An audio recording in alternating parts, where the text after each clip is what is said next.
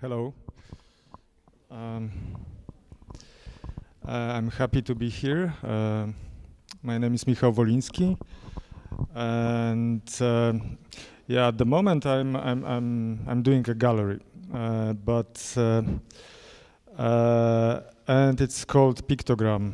But Piktogram has a longer story. I founded Piktogram in 2005, and it was at the beginning it was a magazine, and it was a curatorial combo. And Piktogram formally, it was and it still is a association. And it was an international magazine, and we used to publish research-based texts about forgotten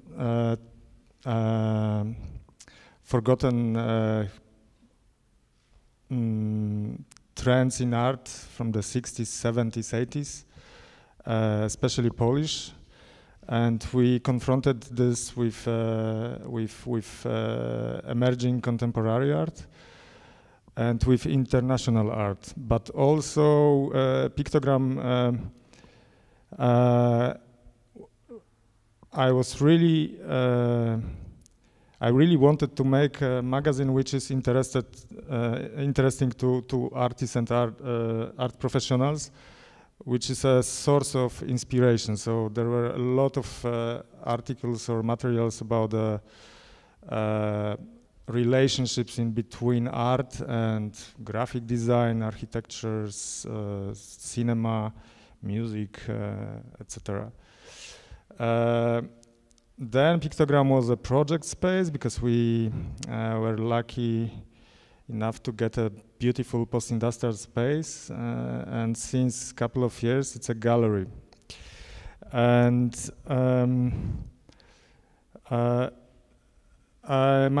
I have to confess, I'm not doing public speeches.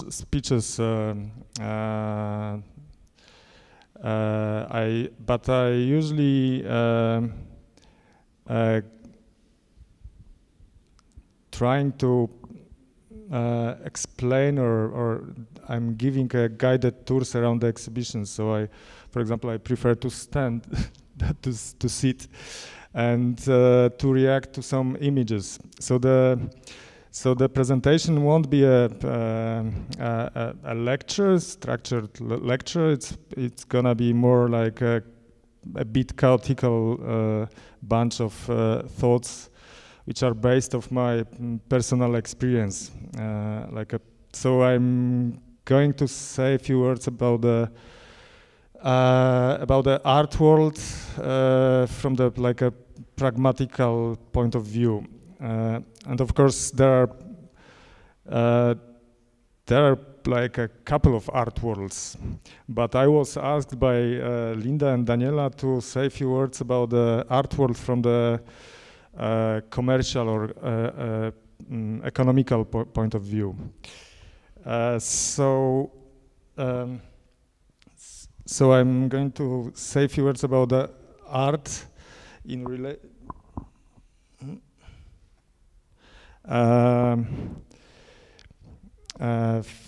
from this point of view. So they're gonna be like, I'd like to say to tell you about the art fairs and about how economy influence trends in art, and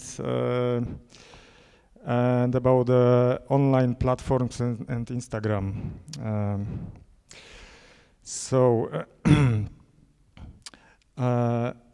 Another confession, I am extremely exhausted at the moment because since 3 months I was constantly traveling and I had no single day to rest, and it's connected to the how the whole structure is set up at the moment. So if you are thinking about funding a gallery, you have to think about this twice before making this decision, because at the moment it's not easy. First of all, if you are thinking about the art from the like a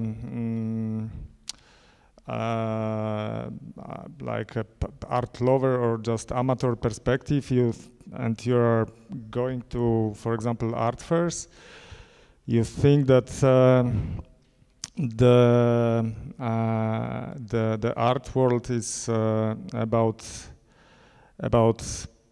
style, money, and power, and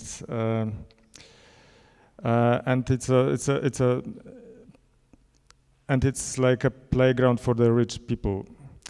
And the art fairs, it's not a good place for art, and that's why also we used to ask artists not coming to art fairs, because it's like theater. It's like people wearing different kind of masks, and they're like playing the games. So the outfit and how you dressed, it's also important in this game, because fashion, of course, it's a certain language. It's a sophisticated way to communicate to each other.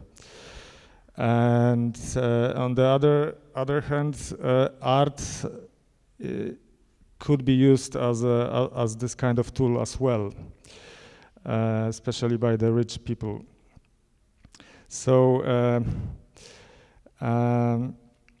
it's like the first information about the art fairs. The art fairs were like the first art fairs started in the mid-60s. So the first art fairs, there were Art Cologne, which was they were funded in 1965 by Zwirner, a gallerist, father of David Zwirner. Then there were another art fairs, Art Brussels, 67, I think. Then Art Basel, and so on and so on. So so the art fairs are kind of new tool in the art industry. And when I was asked to say a few words today by Linda and Daniela, and they told me about the idea for this conference or symposium, that it's about the critical styling, we started to talk about the stylist. It's a new profession, and it started to be more and more important in the fashion industry. And so it was the same with for example curators or gallerists, or the situation in the art system also has changed, and we started to talking about that I have no connection to fashion industry, and I have no knowledge, like a deeper knowledge about this industry. But I realized that if you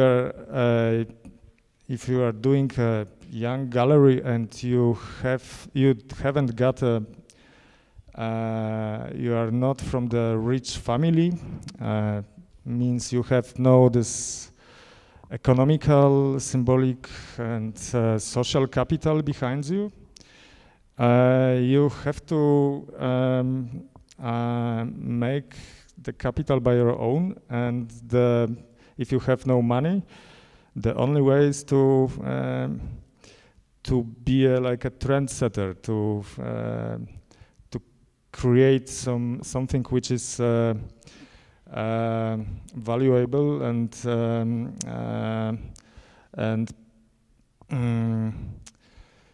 and people would like to have it or buy it or whatever, and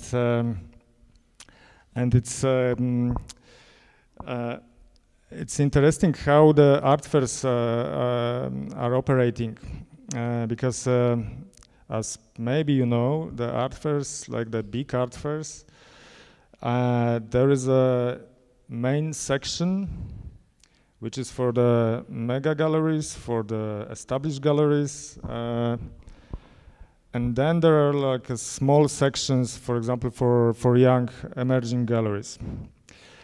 And the whole system works in this way that all galleries have to pay the same price for the square meter. But of course, the big galleries have like a huge booths, because they can afford for the like 120 square meters booths. And young galleries have the section for the young galleries is usually like somewhere at the back of the art fairs, and there are small booths, and you could see like galleries which looks like wild animals in the cages, like wandering around and with the sad face expression, because and it's an application system. So if you are young emerging gallery, you have to prove or you have to like propose something which is unusual, which is something not easy. So it's which means art fairs wants from the young galleries to show like a new technology-based art, like installations or videos or this kind of stuff, performances especially, which means it's cost you much more energy and much more money to bring it, because the whole logistics is much more complicated than to showing just the paintings on the walls. And on the other hand, it's usually almost impossible to sell it, because most of the collectors are buying paintings or sculptures, and so it's kind of it's kind of tricky game. So at the beginning you have to make your name. You have to like show something which is without compromises. You have to show something which is crazy, which is experimental, which is and you have to take a risk. And then after this couple of years, you can get maybe the access to the this main section, and then you can show just paintings and sculptures. And the other thing about the galleries as a trendsetters or creators of style or whatever, it's also that most of the young galleries programs are based on the generations. Like usually there are like owners of the galleries, they're friends with the artists from the same generation. So it's at the beginning it's also like in fashion, like in the youth culture, they wearing the same kind of shoes, or they're going to the same to the same parties, they're listening to the same music, and they're like the same art, for example. And then when you're getting to the another level, for example, your established gallery, then you can change it and you can show the artists from different generations. And at the moment, the whole economy has changed so much that most of the young and emerging art is not hot anymore.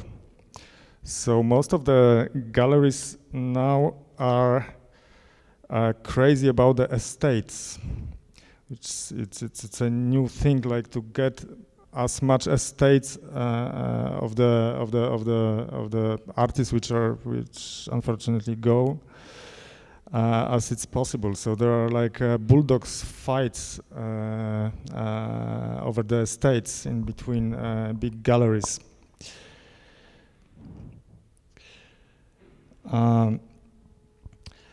Another thing about the art fairs, it's if you are going, for example, to Frieze in London, it's you realize that it's not about art anymore. Like people coming there to see celebrities, and because you can meet them, movie stars or supermodels or super rich people, and it's a bit crazy how people like behave at the art fairs. They're like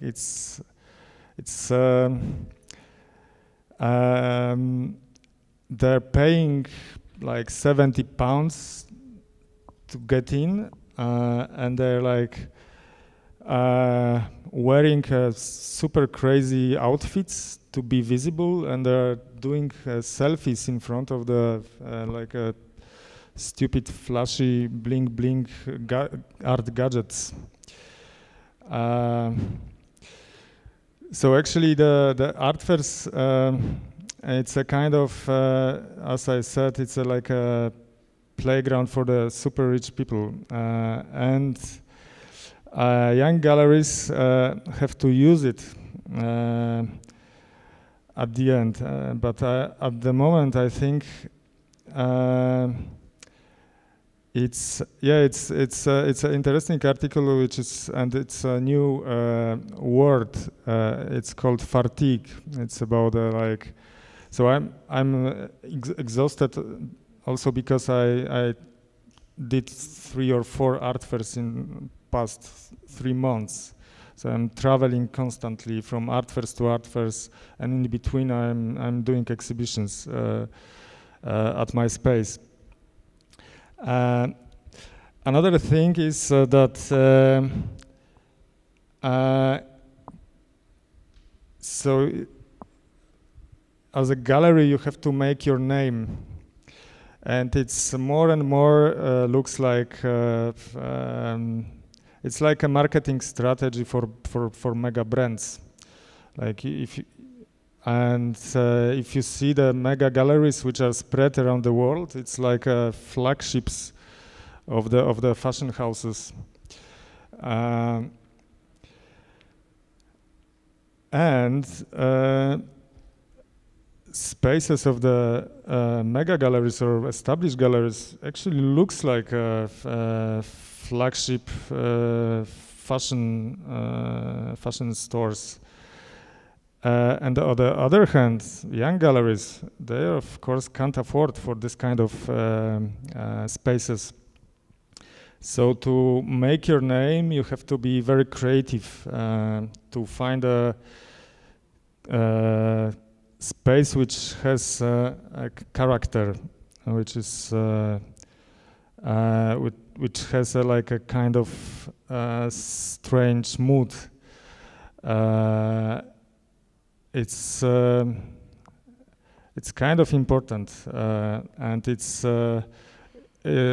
not an easy game, because the prices are getting higher and higher, and on the other hand, people not coming to the galleries anymore. Like there are fewer and fewer, like less and less people coming to the galleries. It's as I said at the beginning, I think like at the beginning of 2000 there were less than 60 art fairs in the world. Now there are more than 300. So a lot of collectors, instead of going to the galleries to see the properly curated shows, they're going for the shopping to the art fairs. Another, which is a bit crazy, because the most important thing is to show the works in the way that they should be shown, not like in the shopping mall. Let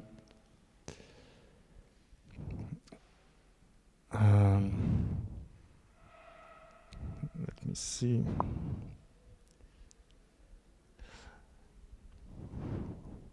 Yeah, this is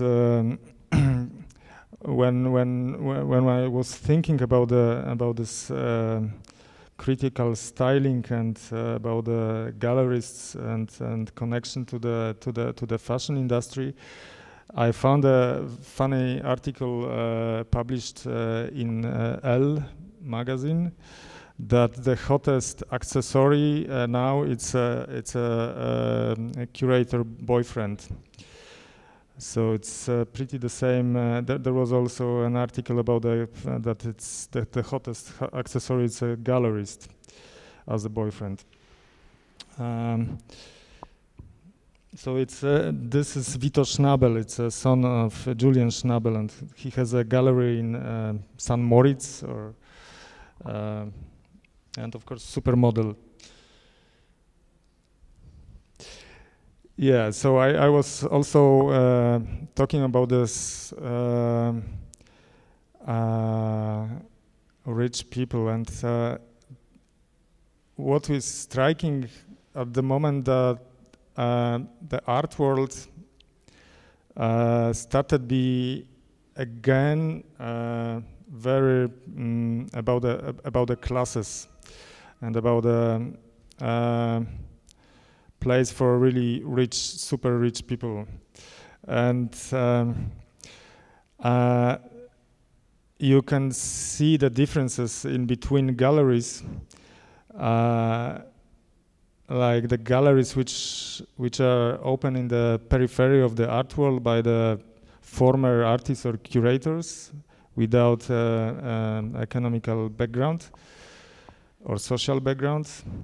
And at the same time, the young galleries opened in the by the kids of aristocrats. In 2-3 years, they're becoming established galleries, and it's completely crazy how it works.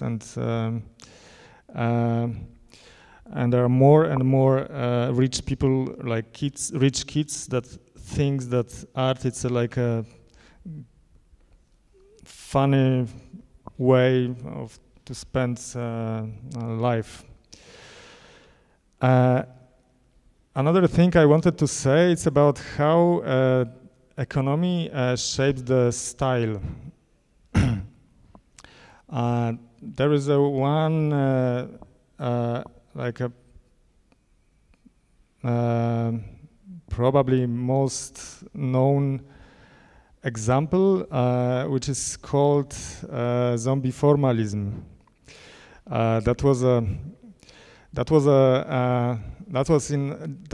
This kind of trend in art appeared after the financial crisis in 2008, and it's connected mainly to the economical situation. I mean, there were really good. There was a really good period for the emerging young experimental art, from the late 90s until 2008, let's say. There were like really interesting people who are supporting art. They were not investing in art. They're not playing with the art world. They were really interested in the new ideas, and they really supported young artists. And after 2008, most of those people, because they were usually from the middle class, but the situation after the crisis, and now the trend is continuing. The middle class is shrinking, and inequality is growing. So after the 2008, a lot of investors realized that art could be a good investment because of the few reasons. One of the reasons is the art market is probably the last market which is almost not regulated. So there are no written agreements usually.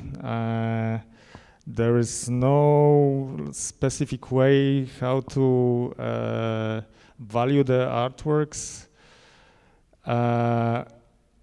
Of course, like the institutional system is the way how to value the art. But then, like making prices, it's like a black magic. And at the same time, the art industry is not transparent. So a lot of investors started to play with the art market. So they realized that they can also manipulate with, but also they can use. For example, unprepared young people who are not so aware about the economy. So, for example, they are not, so these investors or art flippers, they're also not so interested in art. So they've got a specific taste or like knowledge, which is like basic knowledge from school. So, for example, in the States, most of these collectors or investors, they simply likes modernist abstract paintings, like color-filled paintings or this kind of stuff, or post-minimal aesthetics. And at the same time, the prices for schools started also growing, and the young artists which were ambitious enough but with no financial background, they have to make loans to pay for the schools, for the best schools. So after when they finished the academies, they realized that they simply can't make what they want, but they have to pay back the loans, and they have to find a way how to pay back. So there were needs. So this investors appeared, and young artists started producing this kind of art which they liked. So that was the beginning of zombie formalism, which is already gone, and there are a lot of really interesting analysis about how it's appeared and how it's gone. it was also a lot of sad stories about this young artists used by these art flippers and investors, because they used to come to the studios, so they were avoiding the gallery system, so they are contacted directly to the artists. They pay them in cash, like thousands of dollars. And a lot of these artists like get completely crazy because they were too young and they were not prepared for this kind of situation. So there are like couple of examples of young artists which get into drugs or they committed suicides after that. And of course, like this art flippers, like art flipping is about like buying cheap and after like couple of months or couple of years selling on the auctions, like buying for a couple of $1,000s and then selling for hundreds of thousands. Like this is, unfortunately, the monitors are small, so you can't see them. But there is a Lucian Smith painting, Two Sides of the Same Coin, like interesting title. Sold at Sotheby's London in February 2014 for $372,000 against an estimate of 66 to 99,000. So it's completely crazy.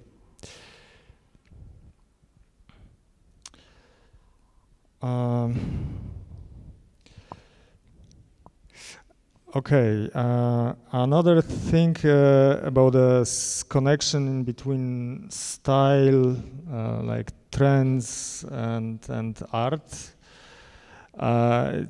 which is also signum temporis. It's Instagram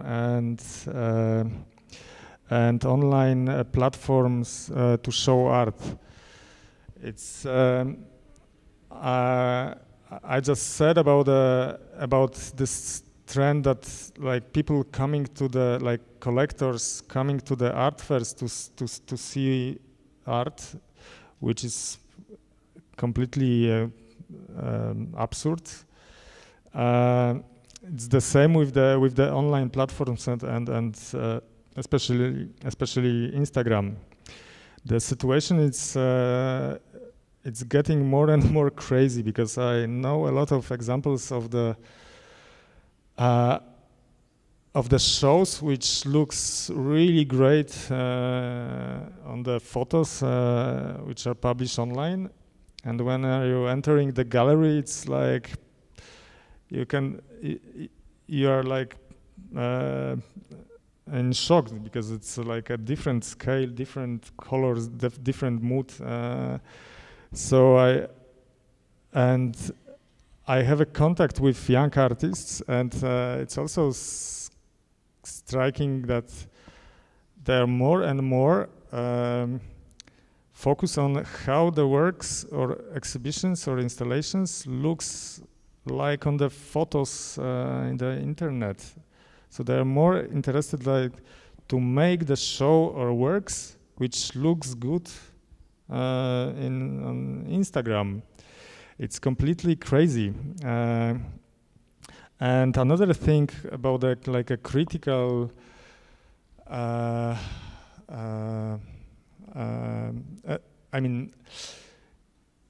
realized that more and more artists are also interested more about these online platforms and Instagram, but there are like online platforms, I mean like Art Viewer or Daily Lazy, or there are like probably like 20 or dozen of this kind of websites which are just published photos from the exhibitions and press releases. So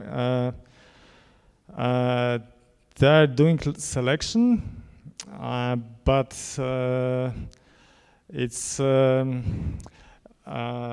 but you can also like pay for the advertisement and you get like you will be published for sure. And you can see that the critical reflection about the art it's vanishing. Like no one is interested in the reviews, or like young artists are much more interested in these online platforms or professionally prepared Instagram campaigns than about the publications, like about the critical reviews in the paper magazines. Like I think it's like the whole, like the critical reflection about the shows and about the art production is completely like disappearing now, and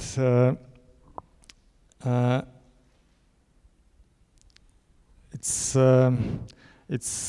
starting to be more and more like a delivering useless gadgets or like content for the online platforms, to just scrolling on your cell phone, waiting for something, like on the airport, for example.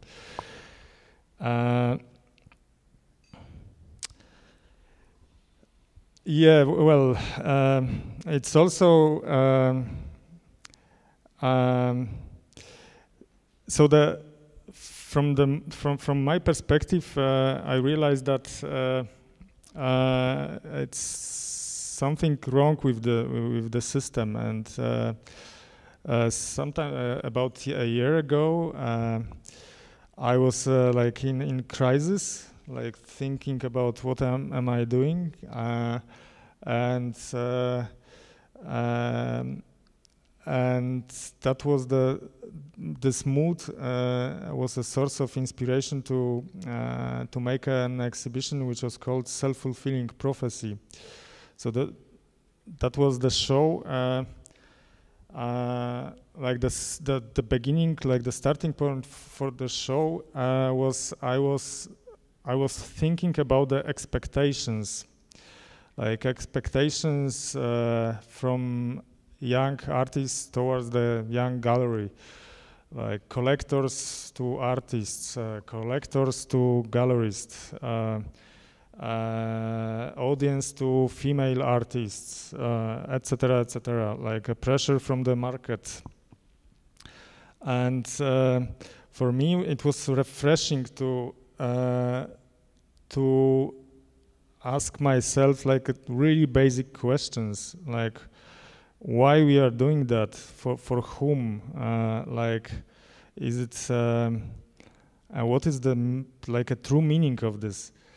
And you suddenly realize that even the works which are like critical, let's say, like they're engaged into ecology or posthumanism or social issues or gender issues, like they're also immediately like products, and all of this can be easy swallowed by the market. So I think at the moment we are in the situation that we really have to rethink the system and why we are doing this. So if you are, for example, a young artist, and or if you are thinking about funding your gallery, you have to start with the really basic questions and forget about this whole glamorous image of the artwork you could see the TV, like going to the art fairs or from the glossy magazines. the back, like the other side of this art world is it's really hard, and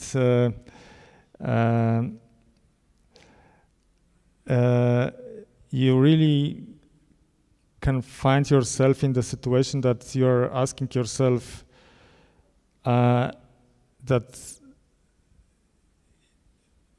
like asking yourself if you want to be a decoration to this system, because most of the young galleries are like a decoration in the art fairs. Like the real business is in the main section, and you are like a decoration, and you are like an excuse. And all of this experimental or engaged stuff you are trying to show or support, it's just a decoration to the system.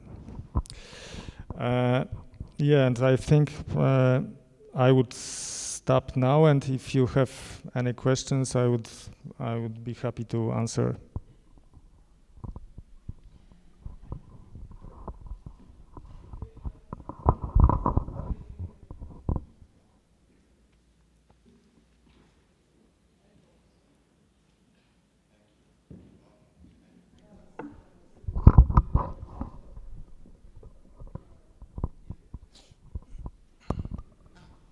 Okay, I hope. Yeah. Many thanks for your talk. I felt a bit, I started to get nervous and angry because I felt the whole time, okay, you can say all these critical things, but then you have to tell in the end all the good things. And I think you completely left them out. And I think it's not fair that you completely left them out, or that nearly all things you have said you can read the other way around. And you said it's so crazy. Yes, it's so good that it's so crazy. It's so wonderful. It offers so many options. It's extremely fast. It's throwing things away. But all these things can be seen very positive. I mean, and I also wonder, do you would prefer to become a Biennale curator in this world that live far away from the evil market? I mean, I don't know if the art market is more evil than the rest of capitalism. I would doubt. I think I would prefer to work in the art market than in a sweatshop in Pakistan. So it's the representation of conditions that are given, and it's mirroring them. And there's a lot of excitement. I disagree that it's not glamorous at all. And I mean, I think you're also attracted by that glamour. And it's that this is a completely unlimited market without no rules and no limits makes it so attractive. And we also talked yesterday about that this market changed a lot because a lot of new players came into it. There's a new class that became rich, and there are many people in Asia who have money now. And if I hear now this complaining, they don't really respect art, then it's a bit like the old bourgeois talking about all the nouveau rich who are not good enough to stay with art. So I think it's very problematic argument because it keeps the old money as if that had been the good times when things had been okay. And I think the change is very positive. It's very good that we have many new groups that play with money. And playing, I mean, also this whole casino thing, that's exciting, that's promising. And I think it's also a very romantic idea of this soft, super sensible young artist who cannot stand this. I mean, then, what is this image? Yeah, well, agree. I totally agree. I was trying to say about this art industry or the system from this from only one perspective, and I completely like avoid the other way of other approach to art. And honestly, I'm doing it because I really enjoying it. And what is important, like the reality is based on a couple of principles, like there is a power, money, but also love or passion, or like something which is not controlled, and I can say that from one hand, I could feel like a slave of the system and like in a cage, but on the other hand, I must say I really can feel a freedom of what am I doing, like. Because it gives me this critical perspective to the reality. For example, because of the first thing is that Piktogram is a non-for-profit organization, and I could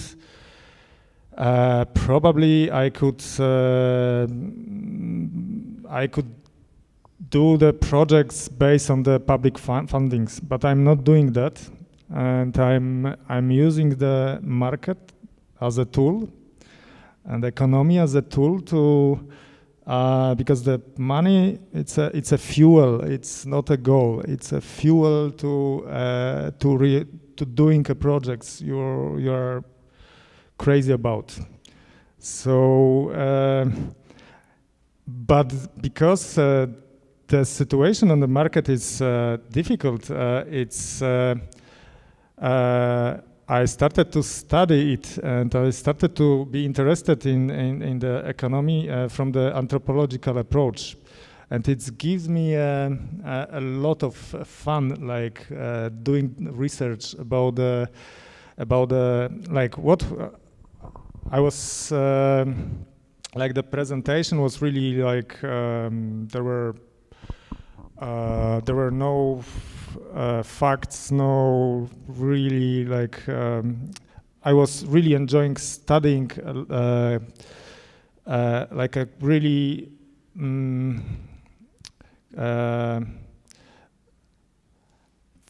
I just told you about this Nomad family, for example, like the whole story about this family, how they created the market at some point. It's really fascinating story. So, and I think I'm not gonna to stop. I'm gonna to do what am I doing like for a long time, like because it's at the end it's fun and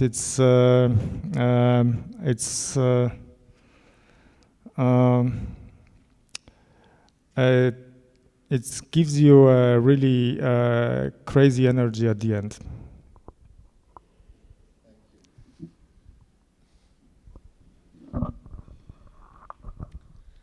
You've mentioned that you are not using public funds. Why? There are a couple of reasons. First of all, I really don't like bureaucracy and how the like applications are created, and that you have to like fulfill some bureaucratic way of thinking about the art production, or like I don't want to be used by the politicians or by the this bureaucratic system, and I'm not good with the tables and like Microsoft Excel. Yeah, and I think like for me, using the market, it's much more exciting. Like than tables, because in my opinion, as a society, we all pay taxes, and a part of our taxes should be devoted to develop art, and art should develop us. So this makes sense to me. Of course, there are political reasons and bureaucratic reasons, but in general, for me, art and commercial or selling art is a little bit tricky. I teach in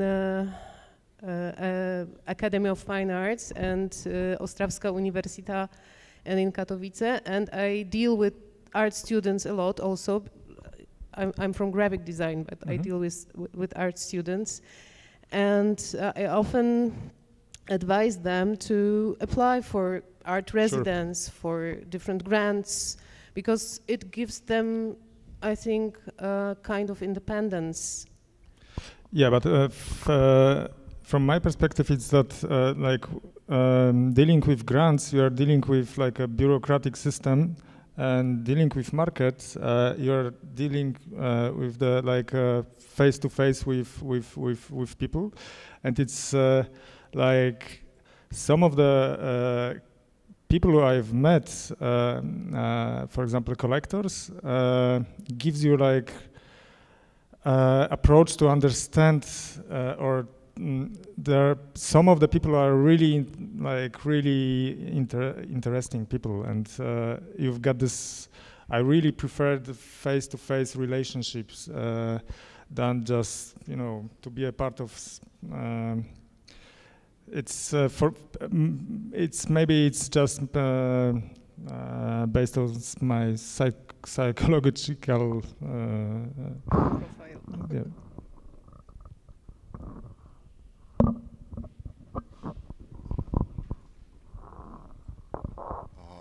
I can't say anything about the situation in Poland, but if I look at Germany, the Netherlands, Switzerland, Austria a bit less, but especially Germany and the Netherlands, I think that funding has become a much stronger tool of controlling young artists than the market.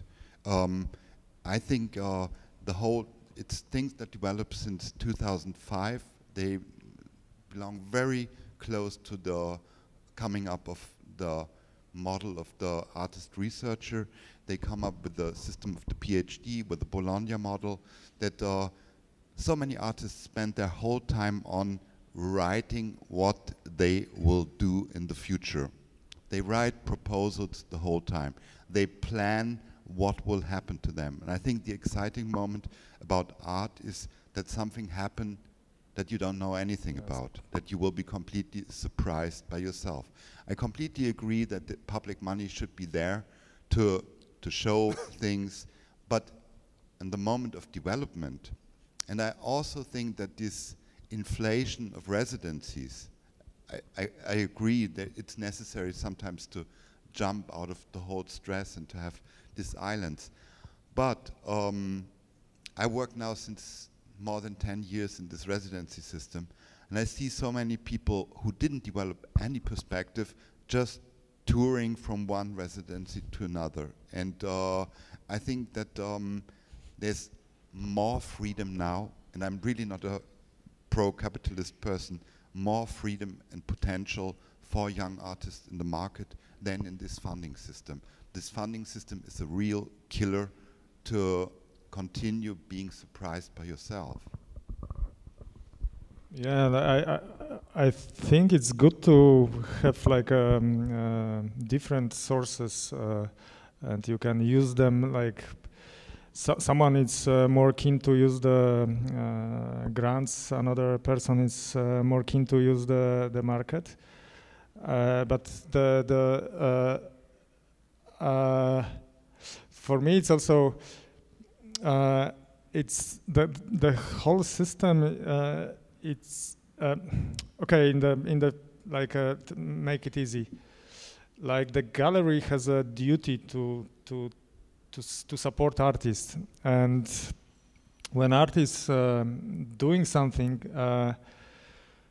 at the end, it's the works are not only just for an exhibition. It's if this is the idea behind to make the work just for the institution, and then it's a ephemeral piece, and then it's gone. That's okay. But if not, I'm working the system to make the work secured for the long run. Like I'm working for the artists to place their works to the public collections, for example. So it's or to the private collections, and I think it's also interesting how to it's change your perspective if you're thinking about this, that it's not just as I mentioned with the art flippers, it's not just to buy and to sell making profits. It's about how what will stay after we gone, like what kind of image what kind of aesthetics, what kind of language, what kind of reflection we produced, and what kind of reflection we stay after we're gone.